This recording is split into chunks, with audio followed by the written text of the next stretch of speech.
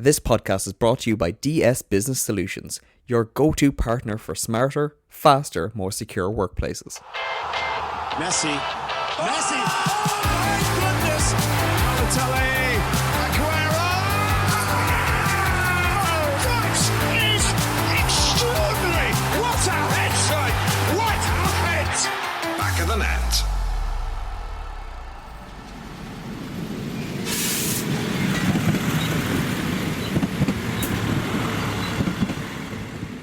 And honestly, you need to come over. You need to come over for Ireland at some point, and I'll show you in the stadium and show you how John worked. 100%. In Scottish football, few clubs have ridden the highs and endured the lows, quite like Hamilton Academical. Founded in 1874 from the classrooms of a local school, Accies are a club built on resilience and community. Never the wealthiest, rarely the flashiest, but always there, always fighting. For years, they punched above their weight, rubbing shoulders with the giants of the Premiership, developing talent and doing it the hard way. But now, the club faces another test. Relegation back to League One.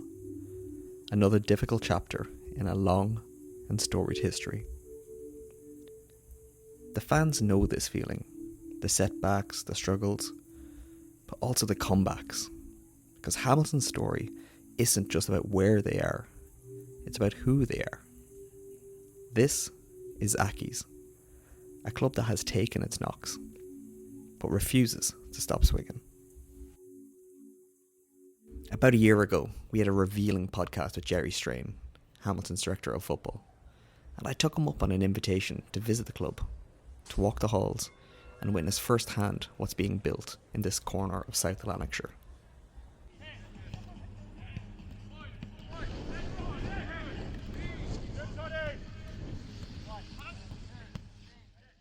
I arrived the day before their home fixture against Raith Rovers. A crisp morning light broke over New Douglas Park. Not a cathedral of the modern game, but no less sacred to those who call it home. There were no red carpets, no press handlers or polished media tours, just a club getting on with it. Training was already underway. The shouts of players, the rhythm of drills, coaches demanding more, and players responding. You don't normally get this perspective on a match day. Just raw preparation. The real work. Before kick-off, I sat down with John Rankin, the club's manager tasked with steering this young group through one of the most challenging spells in the club's history. Rankin was open, insightful and intense, just like Gerry had described him on the podcast. Overall, when I look at where we were last season and our consistency levels, albeit a different league, and where we are this season, we probably are just now trying to find a rhythm. And it sounds crazy because you're 30 games into a season just now, but you're trying to find a rhythm with players and a system. And recently we've flipped a system again, and we've come up with something different which has caused teams problems. But ultimately we're getting punished for the littlest mistake just now, and that's hard to take, especially when they're putting so much effort and so much energy and commitment to what we're asking them to do, and when you get punished for a silly wee error or somebody switching off and it costs yourself 2 points or 3 points at times, then it becomes that wee bit more difficult, obviously because of the league table. But not for a moment have we ever questioned the players' commitment or desire to run or their work rate or their enthusiasm to come and train. It's a great place to work. They enjoy coming to training, they enjoy going out on the pitch with the variety of things that we put on, and they're a good group, they're a close group. A lot of the players, when they come here, they say, oh, the dressing room's good, but then when they get in, I think they realise how good it is. So you can see it on the training pitch earlier. The games they're fun. There's a laugh, but there's also a level of like they're pushing each other competition wise. Like they're really here. They're into it. Like yeah, well, they some of them come in the same car, and I don't think they go home in the same car, depending on what team they're in training. But no, I look at it at times, and that's how I want it. I want them to be friendly off the pitch, but when they go onto the pitch, a different animal. And again, we want to make sure that we do enough and the remaining games to get away from the area at the bottom. But again, at this stage of the season, it's not really about performances, it's more about getting points.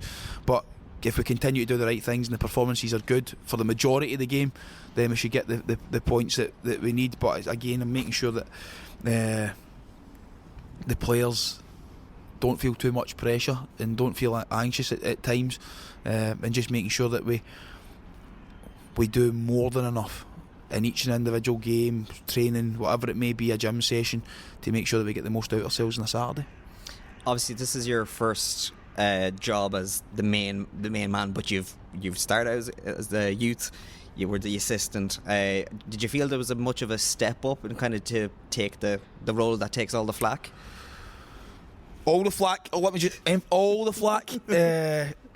Is there much of a step up? Aye, there is. Listen, I've been involved in coaching now for the best part of 10 years. I love every minute of it. Love my job. Love coming to work. Love trying to figure out a game plan to try and exploit a team's weakness and try and make sure that their strength doesn't outweigh our weakness, or their strength isn't something that's going to hurt us, so try to nullify that.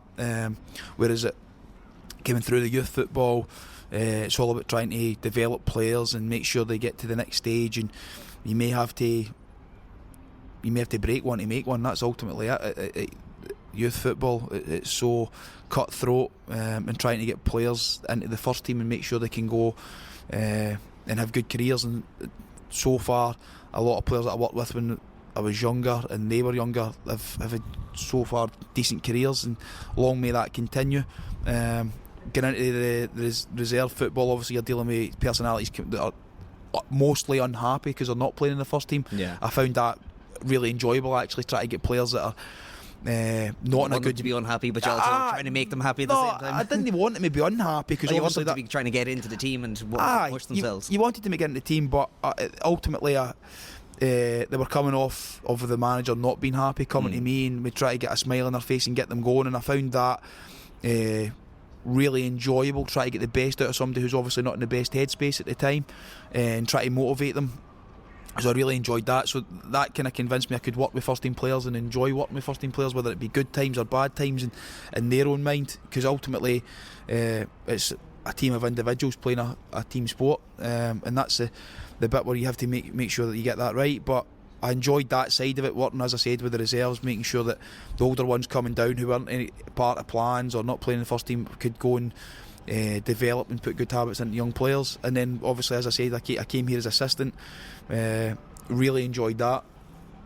And to be honest, the managerial thing probably came quicker than I expected. I didn't think I'd be the manager here. I didn't think that would happen. I came in here to help as an assistant, and then all of a sudden it kind of fell in my lap after pre-season had started. So at that time it was too good an opportunity to turn down. When you think at one point you're leaving, and then maybe a couple of days later you find out that you're getting a job, then it's quite hard to obviously swing into that action, having not processed or not had a plan in place for that. It's just sort of put on you, and then you realise that you have to quickly change your mindset, quickly try and get a team on the park that can compete and obviously progress the club as well. A number of days until the next match, and then there's another match after that, and you don't get time to be honest with you, at that time, I try to jog my memory back. I came back here as an assistant after a holiday, having prepared pre-season, not thought about players, signing anyone, anything like that. And then obviously as that time goes, you're maybe about a week to 10 days before the season starts. So there's been thrown into the deep end, and then there's landing in the deep end, and I think that's listen, it's a challenge that I'm delighted I took on. At the time it was difficult, as in lots of aspects were difficult, but again, it's at the time I look back and I thought I've got a young family. Is this really where I want to be at this particular point, as in stress levels, different things going on, need to rely on people you don't, as in players that you don't know. You're at the last minute, where a lot of players ones that you would have probably looked at are now signed with different clubs, so there's different aspects to look at, but you don't have that much time and you've got to make a decision. So listen, again, the club's been brilliant. I've enjoyed my time here. I'm enjoying my time here. Am I right in saying though that it's not the first time you kind of have been put into like an awkward situation, that as you were coming through as a youth player, were you sent off down to Brazil, if Wikipedia is correct? It's not the first time I've been involved in an awkward situation. I sent to Brazil, I think it's 2002, maybe 2001. We had to go to Brazil for a loan period at Corinthians. Don't speak any other language, so it was obviously difficult to go there. Language barrier, didn't eat for a couple of days. I can remember that. There was no food. We'd trained like triple sessions. That was really tough. Didn't know who we were living with. Travelled near enough the full length of the world. Listen, it's been a difficult situation. And another time at Hearts where Robbie and was the manager at the time, and all the coaching staff got COVID. I was preparing for a reserve game the following day, and then all of a sudden you get the call that you have to go to Linlithgow and take the first team, because obviously they take priority. So there's lots of different situations I've been involved in where I didn't really expect it to happen, but again, in football you just got to adapt really, really quickly. And I feel as if I've done that, whatever I've been asked to do. And last question, because I know you're a busy man. Raith tomorrow, how are you feeling? What's your prediction? How do I feel? Bear in mind, this going out after, so. Listen, any game I always wish I could play her. That's the thing when it comes to, I always wish I could play. Like, people say your playing days are the best days of your life. Like, I think your school days are the best day of your life. Because you can go to school, you can have fun, you can play football. No, but I'm looking forward to the game tomorrow. Right now I think the boys are in a good headspace. They're in a good place, albeit results haven't been great as of late, but they're looking forward to it. They've trained well. They've come off the back of a really good performance last week where they believe in one another. They believe what they're being asked to do. They can see it coming to fruition in video. You've different bits of evidence. The feeling of them is good, and I think that's important as a footballer, how you feel getting into games. Obviously, when I say how you feel, we've had a number having sickness and diarrhoea. So depending on where they've been, I'm not so sure that they feel great after having to clean up after themselves, but they're in a mental capacity, they're fine just now. I'm looking forward to the game. I'm looking forward to seeing how, if we can go and compete. I'm determined that we can, and go and compete with a Raith Rovers side who have been really, really competitive in the league the second part of the season, really physical, really energetic, and we need to go and match those demands if we're going to get anything out of the game tomorrow. But not only that, our concentration levels need to be high. We speak about it week on week about the concentration. You get asked questions, obviously conceding late goals in the manner that we have recently. It's for me, and I've said this to the players, it's not tactical because it's not the one area they're getting hit. It's not individual because it's not the same player that's getting making a mistake or getting hit. It's not physical because their numbers are through the roof fitness wise.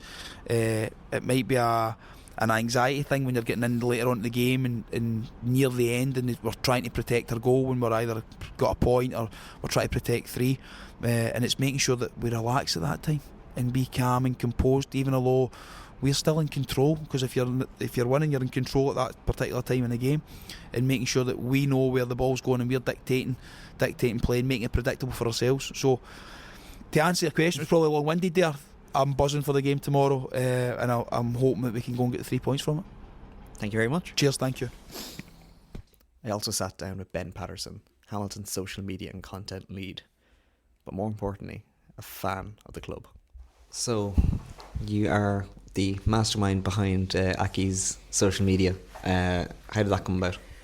Well, first of all, I think mastermind's a bit kind, but it came about because I'm an Accies fan. I've been going to Accies games ever since I was young with my grandpa, and I ran basically a kind of unofficial Accies fan site for 3-4 years, which kind of picked up relative success, I would say. Got the recognition of the club a few times. We got access to players and managers and chairmen over the years, which was great, and helped us sort of build the name up of it a little bit. And so sort of over the years, I sort of built a relationship with the club through that. And was it kind of like, lads, look what I'm doing, you should be doing a little bit of this now? Not so much that. No, it was more at the time that the owner asked me my opinion on a few things, and basically asked if I could suggest changes, or what would I do differently, basically. And I had a few of those suggestions, so I put that to him and prepared a short sort of presentation, almost basic, running them through very basic things, but things that I think that could be fixed straight away. These are quick fixes if we do them tomorrow. And after a few conversations with him and with other board members and with the manager as well, they offered me the job and asked if I could come in and do it, and I jumped at the chance. I said it's my club, it's one I've always supported, so to work with them officially was massive.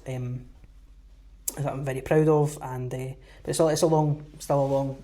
We've made progress, but it's still a long journey to get to.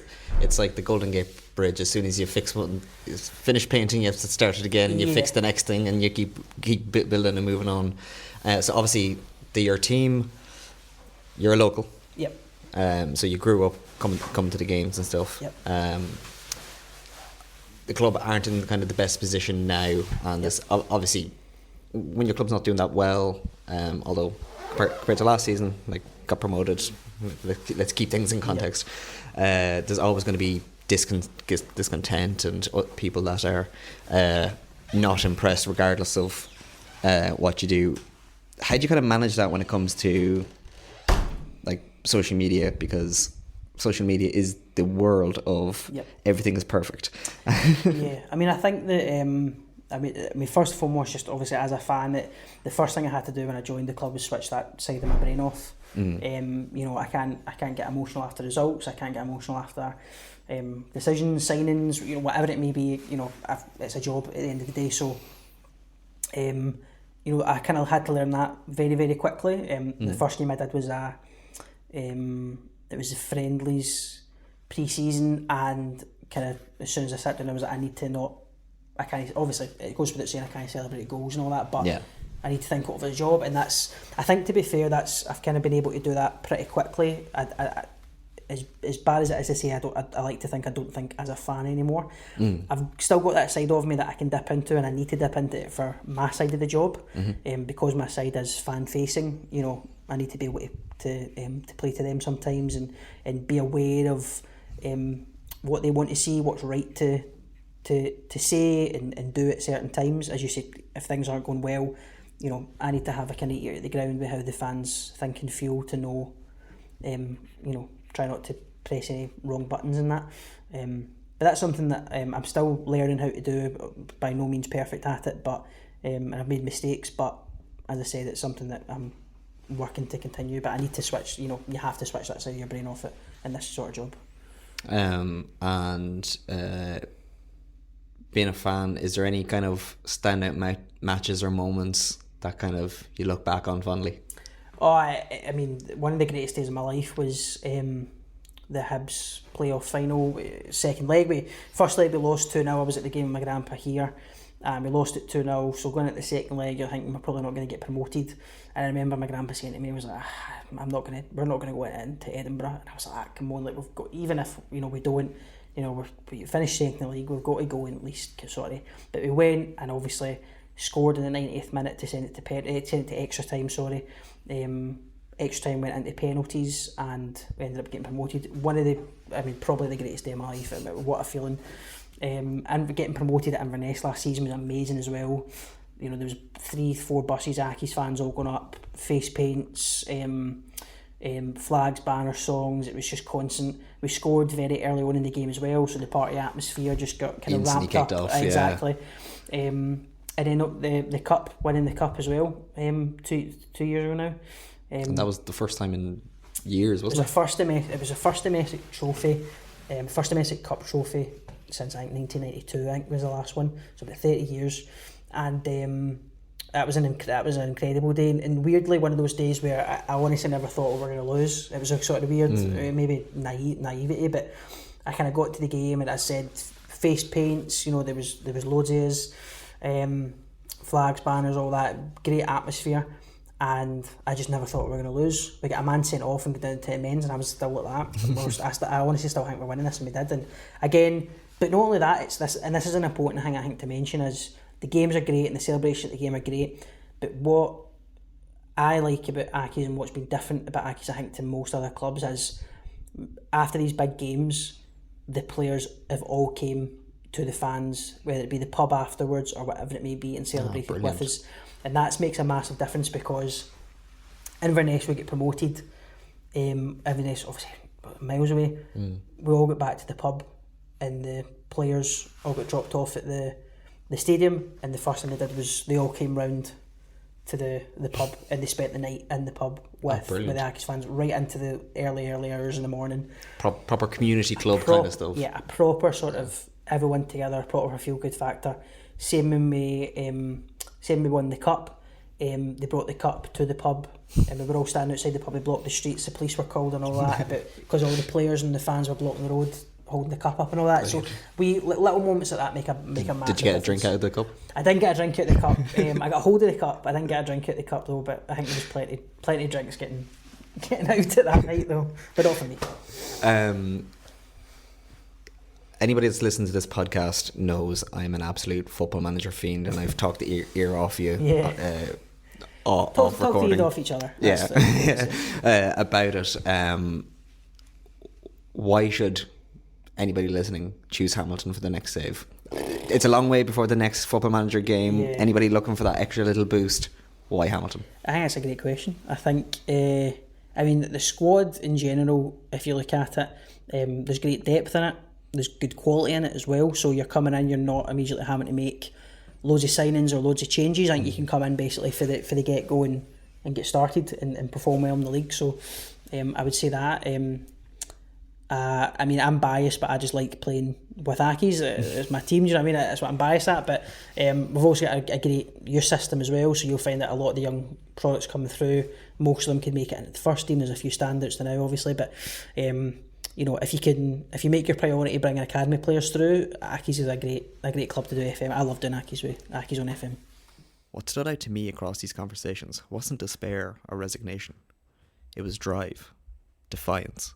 In an era of Premier League glitz and glamour and global fan bases, there's something grounding, vital about clubs like Hamilton. Clubs that fight, that rebuild, that believe in their own way, even when it gets hard. This is the other side of football. The side that rarely trends, but never stops mattering.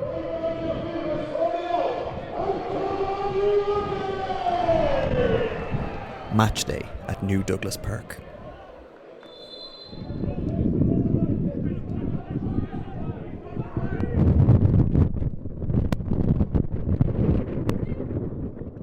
A bitter wind howled across the pitch. Sheets of rain blew sideways into the stands. It's the kind of afternoon that makes football feel like something to endure rather than enjoy. Hamilton kicked off with purpose. Organised, energetic, up for the fight. For the first 40 minutes or so they held their own. Raith looked rattled. There was hope, even optimism that Accies might dig something out. But in football, moments change everything. Just before half-time, Raith got a goal. The heads didn't drop immediately, but as the weather eased, so did Raith into second gear. The second half belonged to the visitors. Sharper, quicker, more clinical. They added a second, and then a third.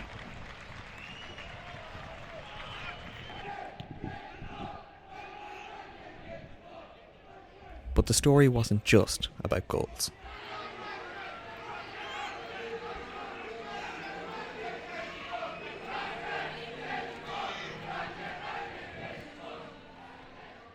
Before a single ball had hit the net, a section of the home crowd was already making its feelings known. Cries of Rankin out rang from the terraces early, a frustration that had been simmering for weeks.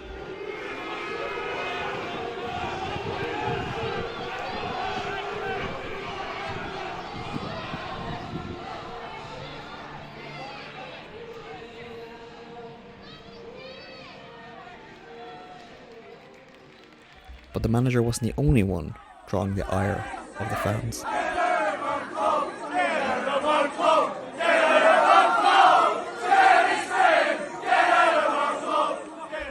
It's the reality of football at this level. Passions run deep. And so does impatience. We all know fans that are more than willing to jump on the back rather than the bandwagon of their teams. always happy to criticise or give out or complain about whatever is going on at the club. I'm not saying Hamilton fans don't have reason to be angry, to be annoyed, to make their feelings known. But is calling for the head of your manager in the middle of a crucial league game the best way to get behind your team? By full time, the storm had passed, on and off the pitch, but the damage was done. Another defeat. Another step closer to the drop zone. You feel as though maybe you were the orchestrators of your own downfall today? To say the least, aye. I think when you get in, or you're ready to approach half time, it's 0-0. And you know it's Dylan Easton in the ball, keeping him on the outside. That certainly sets you on the wrong pathway, allowing him inside. We spoke about it through the week. We touched on it again for first 10-15 minutes because you get inside once before that to try and stop it. It's criminal when you allow a player like that who wants to be in a wider area 1v1 and come inside and get a shot away. And not just the first body to come out, second body, third body, need to get out and try and get a block on it. So aye, of course, with orchestrates our own downfall. Second one, again, we change it, try and get ourselves back in the game 1-0.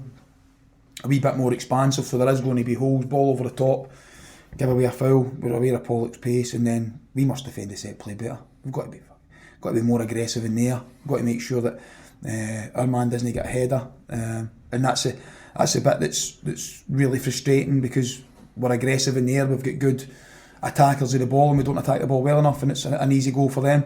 And as I say, there then becomes more gaps because we go and try and get ourselves back into the game. We get a goal, and then the third one's I use the phrase, it was like a hot knife going through butter. They'd run us off the ball.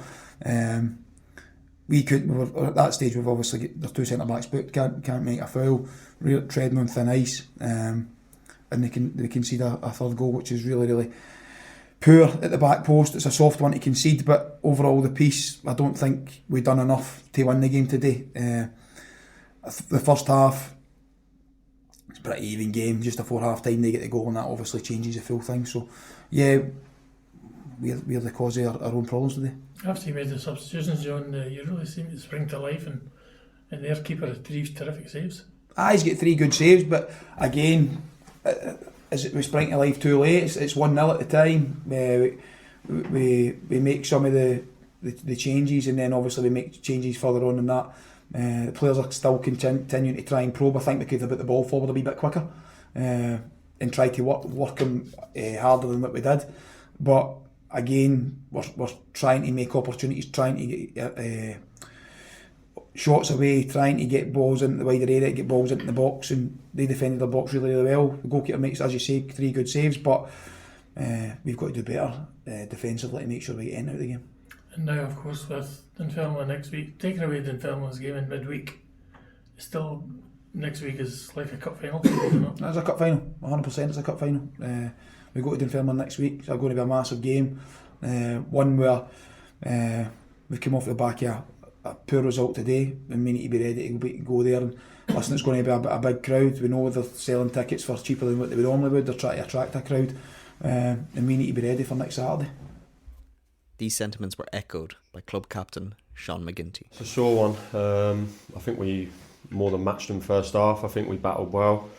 Obviously, really tough conditions. I think we played really well first half. I think we created probably the better chances in the first half. And then obviously just before half time they hit us with a sucker punch. Probably a little bit too easy for Easton to come in on his left foot.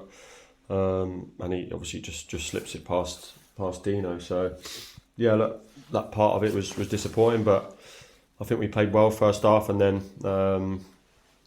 come out second half we start well.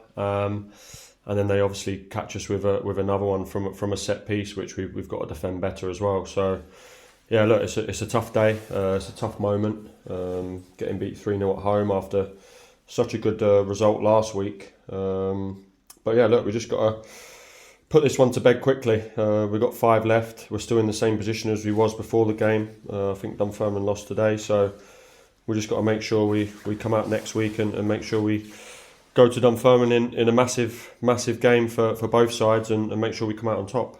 Yeah, and I guess what you've touched on Dylan Easton, we all know how dangerous he can be. And as a defender, there was that moment when it must have been so frustrating just going into half time after a decent first half. Yeah, it was frustrating. I think we've stopped him. I think he's chopped inside on his right foot a couple moments before, and we managed to get the block in. But these things we work on, and unfortunately today we just couldn't get the block in before he puts it past us. So yeah, it was frustrating. I think a frustrating afternoon for everyone, and I think everyone battled really hard. But unfortunately, we come out on the wrong side of the result. Yeah. And obviously you can hear the disappointment from the fans, but I guess it's a case of not dwelling on this. You have to really pull yourselves back together and go for it next week, because it's a massive game, isn't it? Yeah, I think coming into this fixture, we always knew obviously next week was going to be really big. Obviously we wanted something today to give us a bit of a cushion, but it's not to be. So yeah, look, we'll go to Dunfermline next week. Big game, and we look forward to it. We'll embrace it and try and give the best of ourselves. And I'm sure if every player on the pitch does that, it'll be more than enough to get a result up there. After the loss to Raith, they bounced back. 2 wins, 6 points, a flicker of belief. They were looking like they were clear of the drop zone. The clouds were clearing. And then came the news. Let's just bring you some breaking news from the Scottish Championship, where Hamilton Academical have been hit with an immediate 15-point deduction and fined £9,000 for breaching multiple SPFL rules. It sends them bottom of the table. They're 8 points adrift with just 3 games to play this season. They do have a right of appeal. They've been found guilty of 4 charges relating to their SFA licence, incorrect information regarding stadium ownership, late provision of membership criteria submission, and the failure to notify the SPFL after 6 players had their wages delayed earlier this season. The club had climbed out of danger. Now, with only a handful of games left, they were 8 points adrift at the foot of the table. Relegation wasn't just a threat anymore. It was their reality. For the players, the staff and the fans, it's devastating. For John Rankin, it's brutal. A manager already under pressure, now leading a team penalised for decisions above his head. Then there's the charges themselves. Were they justified? Did the punishment fit the charge? In a club statement, they said they would appeal. And I think they have a case. Back when Rangers faced Oblivion, they were penalised 10 points for going into administration. 15 points for some clerical errors seems beyond excessive. Hamilton Academical are more than just a team and have faced bigger challenges than this. They're part of the community, a history, a way of doing things, even when the odds are stacked against them. This is just a setback, and next year, the Accies will be back and ready to go again. Every winning team needs a playmaker, and for your office, that's DS Business Solutions. They take care of your print infrastructure, IT support, and document management with solutions tailored to how you actually work. Less faff, more flow. From local businesses to nationwide teams, they've been keeping things ticking behind the scenes for over 20 years. Visit Docsol Limited today. That's DOCSOLLTD.com, because champions sort their setup before kickoff. So, lads, you didn't get to come with me to Hamilton this time around, but what did you make of my little weekend away? Well, first of all, mate, I have to say, yeah, I'd love to be mean to you, but you did the pod proud. Really, really great stuff, and I cannot wait for the next trip. I don't know about you, Nate, but for me, I think the bit that really stuck out to me was the piece about drive and defiance in a club that fights, because, you know, regardless of whatever fan concerns there are, and that points deduction, which I'm sure we'll touch on in more depth, there really just seems like people who are trying their best, good football people who want the best for the club, the best for the surrounding area, and they're doing the best they can. You know, it's hard to have any malice against people like that, because we don't have enough people in football who are in it for the love of it, you know. For sure, yeah. It came across as a real community-driven club. Like, that has, you know, backed by a strong fan base, and run by people that, you know, actually like care for the club. And I think us lads coming from Ireland, we can connect with that, especially with a lot of the clubs in our country, and you can see the similarities there connecting between Hamilton and Scotland and our teams over here. So yeah, no, Killian done a great job in the documentary, and I thought it really brought through what type of club it was. I think when you look at guys like Ben, the social guy, that, you know, God knows what kind of levels of niche players you got into in your football manager chats, Killian. But it's stories like that that I love about football. It's a guy who, you know, evidently adores the club, probably knows every inch of its history. He's been on the terraces, and to be involved with the club. And I think the more people like that you can get involved, the better. And, you know, like Nate said, I think it clubs like Accies are easier for me to be a fan of because they feel more parochial. They, like, obviously they've got a great history, and they're a great team, but you know, I think it has all the trimmings of a, you know, we're not massive GAA fans on this podcast, but I mean, it really does have a bit of that feel about it, that the whole kind of parish pushes for one side. Is that the feeling you got when you were over there? Yeah, like it's like even the stadium. Let's take it. So obviously there's kind of question marks per the charges over who owns the stadium, and there's been long rumored interest from Seraph for the owner to buy the stadium outright from whoever owns it. For obvious reasons, because Yeah, for you know, for the club, it just makes sense. But like the stadium has businesses in and around it, and like in one corner where the fans actually walk through the gates, it's the business that's in that area is actually a creche.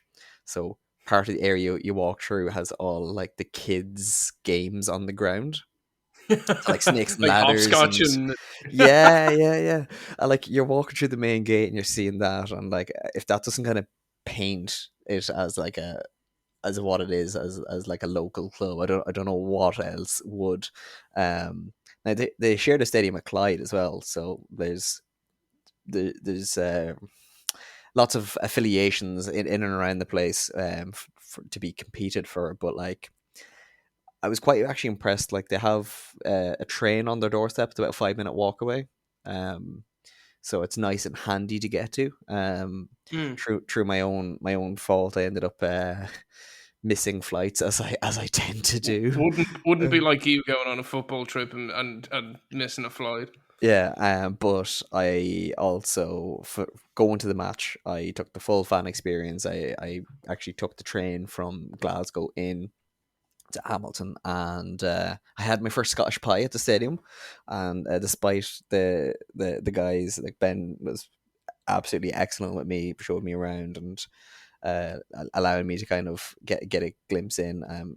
Despite him kind of saying not to judge Scottish pies on it, I will, and it was good. It was nice, good kind of way to warm up. But lads, the weather for the match, Yeah, the day I arrived was class. Lovely training in the sun, a little bit chilly, but it was absolutely brilliant. The lads had music blaring. Got to the stadium, it was a bit like, oh yeah, cold Scottish day. By the time the match came around, I hope it came across in the piece, but it was wet, wild, and windy. Oh, it sounded like one of those. You know, we've all been there. You've gone to an away day somewhere, and you get absolutely trounced. You're sodden with rain, and you just feel like crying. Yeah, no, it definitely came across, mate. And the additional footage we got in the WhatsApp group, you weren't lying. You know, you mentioned training there, and like again, look, I'm sure this will rub fans the wrong way. For me, I think John Rankin seems like a really good guy from a like outwards in. Like obviously, I'm not, I don't have an affiliation with the club per se, but it seems like he at least tries to bring a fun work environment. He's been around football. You know, he's come from the assistant manager side of things. He's had his own travels as a player. He knows the strife that can bring. I think that Brazil story, Jesus, we need a pod on that itself. We need next time we're over, we need to dig into that more. But It's You know, absolutely excellent, isn't it? Like, it's just one of them bizarre kind of. We've all heard like in the ether that like Man United was sending players over, but then to like actually kind of get a little bit more of an insight onto it. that's And like, all as sexy as it seems. Like, you know. yeah, and like John's great. He's so unassuming in that sense. Like he doesn't seem to like talking about himself in that kind of way. It's Well, he more just like seems like a big football picture. guy. It's Yeah, it's the we. It's not an I. You know. yeah. And Like the and man if has never not been in a dressing room, and you can tell. Oh, 100%. Like even from from what you've told us, you know, on air, off air, like it's he's just a football guy. And you know, how did you find training when you were there? Was it, you know, obviously they didn't sign you up, so you might be a bit annoyed about that. But no, how was it being there? Well, I didn't partake. I, although one of the players, apparently he was getting slagged because they thought me and him looked similar enough. Poor Um, bastard. exactly, that's exactly what I said to him. And I won't even name him for his own protection. But no, like it was good. It was good crack. Like the first thing that they did was music on. So one of the guys went up, brought a big Bluetooth speaker. Like when I say big, like like the karaoke ones that can Yeah, yeah, connect to yeah. the Bluetooth. Brought that up into the stands and got the music going. Lads were having the crack. They did the training. They did some kickabouts. John was on the sideline, but having the crack as well, and the coaches, like they were all in and around it all, letting the players do their thing, but they were still all involved. And then like they did some shooting practice with the strikers, and one of the players that Gerry mentioned in our podcast is it Tudorov. Um, he was one of the new signings that at that Mm. time. I think he scored left foot, right foot. I was like, okay, well, that we He's ticked the showing box for off. that day. Well, but what he did was he came straight over to the bench and sat with me and one of the physios, I think it was, and was just hurling abuse at the lads, slagging them, like Sure, he just thought you were the player they were all confusing you for. yeah. But it was great to kind of see that like it wasn't just job done. Like we always hear about the lads staying on after training or whatever, but like these are them kind of times as well where it's like he could have been easily in the Gone. dressing room, Yeah. get himself ready to go, and nobody would have blinked an eye. But the fact he was out there having the crack with the lads, I thought was a really nice kind of And indication. what was the vibe like around the squad? Like I know the game that didn't go to plan, and obviously they bounced back a week later, so it did the stank didn't last long. But you know, in that training session, were heads high? Were they worried going into the game? Like obviously John was looking forward to the game and very much feeling like they had a chance at it. Did they get caught in the hopper? Or was it once off? What are you thinking?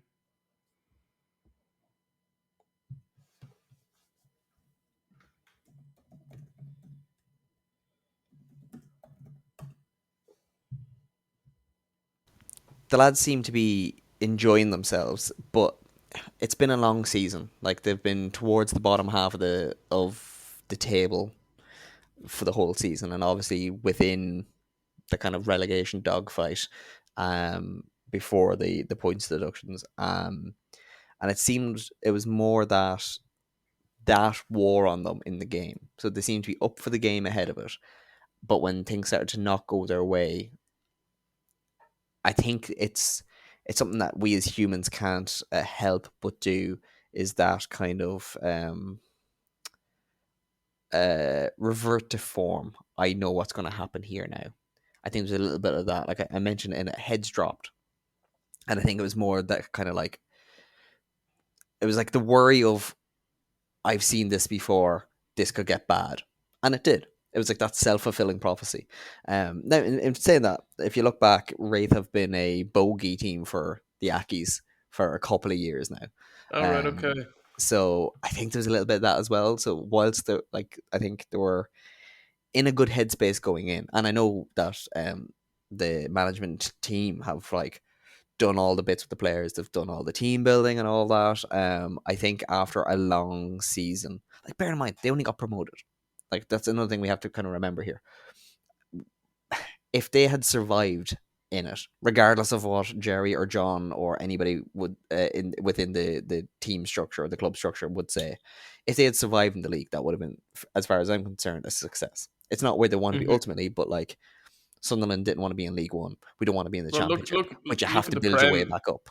Look at the Prem and who's going down. You know. Yeah. Like so, like this is just part and parcel of it. And before the deductions, they looked like they were nailed on to stay up, and hopefully the appeals go in their way. But I think it was more that as I say, once the kind of the script seemed to be going in one direction, that was that self-fulfilling prophecy. And I think Raith kind of, as soon as the weather turned, they kind of were like, okay, well, we know how this goes, and that we're going to kind of push on that. There's familiarity and there was 2 handballs that Hamilton, I think, were harshly done by in that game, that they should have at least got one. And if they got the one that I think of, and I have both on camera, so I can actually evidently point our to own VAR. exactly, and it actually is in slow mo. I have them in 120 frames per second, so I can actually see one of them. I think SFA are about to get a strongly worded email. I think one of them, if it was given in the game, it would have been slightly harsh but deserved. Kind of going, oh, maybe not. The fact that I have the footage, it's much easier. The second one definitely should have been given, and if it was, it would have been a penalty. And at that stage, I think it was 2-1. It would have been 2-0. It would have been 2-0, and if they scored the penalty, it would have been 2-1. Suddenly, that's a very, very different game.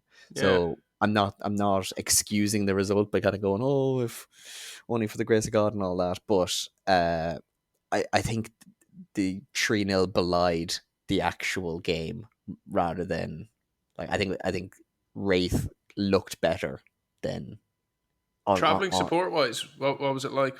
You know, yeah, they were backed by a couple of hundred, I'd say, and they were very vocal. They were good. Obviously, as I mentioned in it, there was sections of the home support that were loud in a less than a supportive way. Yeah, like we're not born and bred Accies fans. I will admit, and I did say to the guys there, they won me over in my time there. I can't say I'm a supporter, but I'm definitely a follower. I think we are. They're our pod team. One of many they've been good to us, and they've been like they welcomed me with open arms. Like I genuinely couldn't have asked for more. Yeah,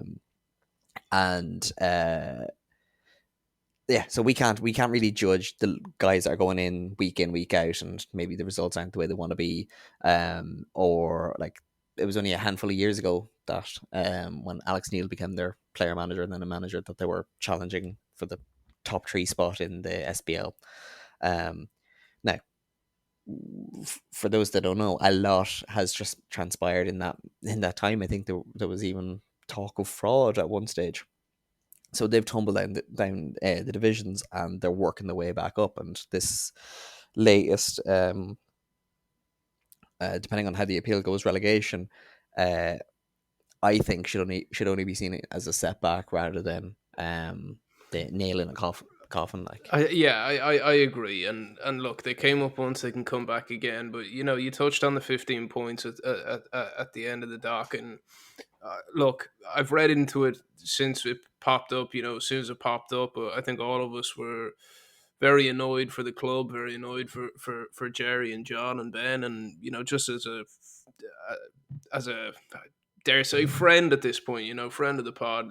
But I think they've been very harshly done by, at least from the fact of they've come out with such a heavy sentence for them without much public proof, and it's a lot of blanket statements. And look, the SFA may come out with more, and they may justify their position. But I think when you say that, you know, clubs went into administration and got 10-point deductions, that's where I really have a problem, because, like, look, let's face it, I know some of this revolves around players not being paid. Gerry came on and explained that in a very transparent format, and I tend to believe him personally. I really do, and that's not just me saying it as part of this pod. As a person to person thing, I really do believe him. I think he's in it for the right reasons. But when you're looking at a team, business problems happen like on a normal Yeah. day-to-day business, like these things happen. So like but when you're looking at it's harsh. administration where that's people losing their livelihoods, that's people not being able to pay their mortgage, and they're only getting done by 10 points. Now, I on struggle that, to see. on that, I will, for full transparency, a fan did message us on X to say that like under current rules, Rangers would have gotten a 30-point deduction for that. Okay, fair. But let's also not forget that Rangers ceased to be as a business entity over that. So 30 points seems right. This isn't a club that is on the brink. This isn't a club that was like cheating. This isn't a club that was, there's like question mark over the ownership of the stadium. That one kind of wrangles with me a little bit, just because it's like, what does it matter? Like they've fulfilled all obligations. It's just you said it. I don't know at what point. It's clerical errors, seemingly, and to bury a club for that, it seems. Look, I don't want to get in trouble for what I'm saying or any slander defamation, but it seems like there's a bit more behind the scenes there that could be at play that we don't know about. It's a bit pointed for my liking, but that's all allegedly. If anyone wants to come at me. Nate, what did you think of what was your reaction to the points deduction? Like, obviously, we're all outsiders looking in, so we can't really have the most educated opinion, but to me it seemed harsh. Yeah, I thought it was heavy. I wasn't expecting it personally. I think there'll be things that play on both sides that we don't know about, and that's just a matter of football. So I think until it's played out, and whether it goes to the court of arbitration or whatever, you won't really know the facts on either side. So I think as a punishment for what was alleged to have happened, it seems like a hugely unfair treatment in my Just opinion. seems overreaction to me. Yeah. And at this time of the season, like, why do it now? Why not do it at this, like, in the summer? Well, there's start also off next season on a minus or whatever. If you really want to punish a team, don't do it at a point where it is. For some clubs at this level, it is existential if you go down, or borderline there. So, like, not that I'm saying that that's going to be the way with Hamilton, but like with clubs dropping down that far for the second time in a row or whatever, other owners may not be so resilient. Or sponsors, you have to take that thing. into you have to take that into account. That's the thing for me with that. Even if it was administration, which it obviously wasn't, Scottish football, along with plenty of other leagues and sports. Let's be real, rugby's struggling too, but there's a lot of clubs struggling out there. I don't see why the SFA are trying to take such actions that could remove one of those clubs from existence. I'm hoping it doesn't go there. I don't think it will, from what we know. But I just there surely has to be a way to, like you said, why don't tax it on to next season? At least give them a chance to dig themselves out of it, as opposed to letting them go through the majority of the season and just bury them at the end. Like, that must be heartbreaking for everyone involved in the club. Seems like a bit like friendly fire as well, like in terms of, like, this was a team that, as you mentioned before, was contending for top 3 in the SPL. Like, do you know what I mean? Like, it's a recognised brand and team, and like looking at it with a business brain on, you have to imagine that it's in the SPFL's interest to have them as high as possible. Like, 100%. Like, and I totally agree with that, and that's why it goes back to what I'm saying of why are they harming them when they can try help them, especially for something that seems so minuscule. And look, I don't want to come across as propaganda. Like, I'd apply this rationale if we didn't know anyone involved in the club, or this was a team in bloody Estonia. Like, fair is just fair. Like, it's one of them kind of things that there's probably some shred of truth that there may have been issues, but like those. They don't seem that malicious though. Well, that's the thing. Like, does the punishment fit the crime? And ultimately, I don't think it does. Like if they want to financially give them like a slap on the wrist or whatever. See, I don't know what would be that worse because we don't know their finances, to that granularity. Like, would a financial thing like that? Like, I know the owner is well resourced, but there's only a certain point amount that a business can take. Well, it's money comes and goes, and money can be dealt with. Like if it does end up that the team is relegated, that's another year. And that could be a whole lot worse financially, potentially, for them. Also affects who they can bring in, who they can keep, who 100%, they can, 100%. Both from a coaching and playing perspective. And like this is one of the things. Potentially, like it is going to be worse for them regardless. Like it's going to set them back, and I think that's a big thing. Is like from what we've seen and you've seen firsthand, is it was a club that was trying to move in the right way and putting in processes and steps to do that, and unfortunately, this is now going to put them back. Like that's as plain as day. Well, it all comes down to the appeal that is ongoing at the minute. So, whilst the punishment has been handed down, there is potential for it to be reversed. Whether it'll be reversed in time, who knows? But I have to say, like. They're a team that I now do hold quite close to me.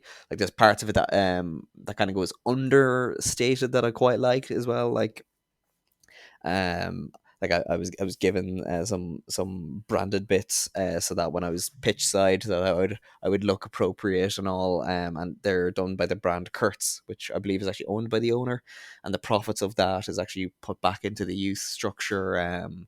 So like, which is amazing, and anyone who wants more info on that, go back on our Gerry podcast. Go back on that Gerry podcast anyway. It's a really informative listen into the inner workings of a club. But I will say, look, for any one of the Not A Pundit followers, Hamilton and the Accies need a dig out right now. Their kit is very nice, so dip into those pockets. Buy a training top, buy a coat. I don't know. It's the end of the season, so probably not a coat. Roam for a decent summer, but get yourself some kit and help the boys out. Also, be like Ben. It's another while until we have Football Manager 2025 or 2026, whatever it'll be when it comes out. Do an Ackie save. Let us know. We'd love to see how far you can get the Accies. I know I've gotten the Accies to Champions League at one stage. Can anybody do better than that? Like any way that we can kind of give a little bit of positive boost, it would be I think greatly appreciated on all sides. But lads, hopefully Accies will be still in the championship by the time we get to go around to them, and if not, we'll be there in League One with them, and we'll revisit again. Hopefully better weather. Hopefully better weather, and definitely with you two in tow. 100%. Yeah, so that has been our Accies exploration and my little sojourn abroad. My thanks to Conor Glennon and Nathan Byrne, and of course everybody at Hamilton Academical. And we'll chat to you next week. Bye-bye. Messi. Oh my goodness! Balotelli.